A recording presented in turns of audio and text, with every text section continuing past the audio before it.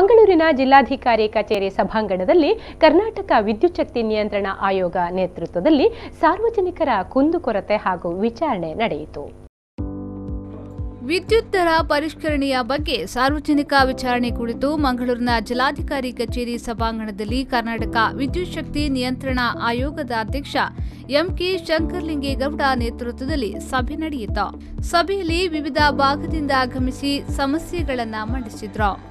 ಇನ್ನು ಕಡೂರು ನಿವಾಸಿ ಪರಮೇಶ್ವರಪ್ಪ ಮಾತನಾಡಿ, ಚಿಕ್ಕಮಗಳೂರಿನ ಕಡೂರು ವಿಭಾಗದಲ್ಲಿ ಸರಿಯಾದ ರೀತಿಯಲ್ಲಿ ವಿದ್ಯುತ್ ವ್ಯವಸ್ಥೆಯಾಗಿಲ್ಲ. ಈ ಬಗ್ಗೆ ಅಧಿಕಾರಿಗಳು ಕೂಡ ಗಮನ ಹರಿಸುತ್ತಿಲ್ಲ ಎಂದು ಸಭೆಯಲ್ಲಿ ಗಮನ ಸೆಳೆದರು. ಅಲ್ಲದೆ ಕಡೂರು ವಿಭಾಗದಲ್ಲಿ ಸರಿಯಾದ ಲೈನ್ಮೆನ್ಗಳು ಇಲ್ಲದೆ ತೊಂದರೆಯಾಗುತ್ತಿದೆ ಎಂದು ಈ ವೇಳೆ ಗಮನ ಸೆಳೆದರು. ನೇಟಿವಿಂದ ಒಂದು 10 ನಿಮಿಷದಲ್ಲಿ ಬರೋ ರೀತಿಯೇ ಇದ್ದಾರೆ. ಕಳೆದ 10 ವರ್ಷದಿಂದ ಎಲ್ಲಾ ಲೈನ್ಮೆನ್ಗಳು ಸಹ ಅಲ್ಲೇ ಇದ್ದಾರೆ. ಅವ್ರನ್ನ ಕಳೆದ ವರ್ಷ ನಾವು ದೂರ ನೀಡಿರ್ತಕ್ಕಂಥ ಟ್ರಾನ್ಸ್ಫರ್ ಮಾಡಿದ್ರೆ 15 ದಿವಸದಲ್ಲಿ ಯಾರಾದ್ರೂ ಒತ್ತಡ ಹಾಕಿ ಮಾಡಿ ಮತ್ತೆ ಅಲ್ಲಿಗೆ ಬರ್ತಾ ಇದ್ದಾರೆ. ಆಯೋಗದ ಅಧ್ಯಕ್ಷ ಎಂಕೆ ಶಂಕರಲಿಂಗೇಗೌಡ ಮಾತನಾಡಿ, ಈ ಸಂಬಂಧ ಕ್ರಮ ತೆಗೆದುಕೊಳ್ಳುತ್ತೇವೆ ಎಂದು ಹೇಳಿದರು. ಒಂದು ಅನುಮತಿ ಕೊಡ್ಲಿ 7.5 ತನಕ ಪವರ್ ಅಪ್ಲೈ ಮಾಡೋದಕ್ಕೆ without contractors they can apply ಅಂತ ಅನುಮತಿ ಕೊಟ್ವಿ.